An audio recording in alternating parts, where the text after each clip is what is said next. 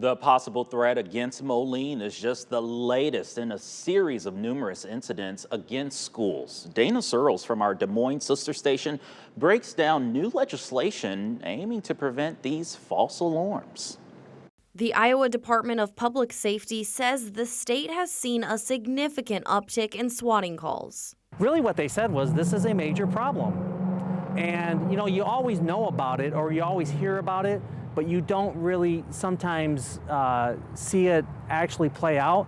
Over the weekend, there were reports on threats out of the Perry School District and Ankeny Centennial High School that ended up not being credible. And Monday, there were reports of a swatting call at Lincoln High School that was reportedly found to be fake in less than a minute. Additionally, less than a month ago, 13 school districts throughout Iowa received anonymous swatting calls in the same afternoon.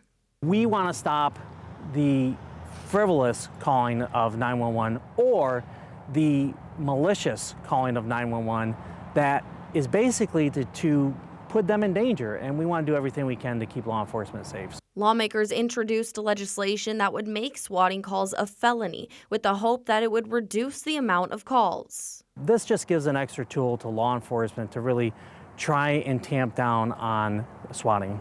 And ultimately provide relief to law enforcement to utilize their resources where it is deemed necessary. The message is that we're trying to send is stop.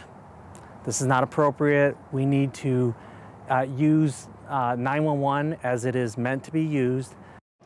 All right. Well, the new legislation would have an exception for accidental swatting calls. And for example, if a young child made an emergency call, like unknowingly, Representative Meyer is optimistic that this legislation will have strong bipartisan support.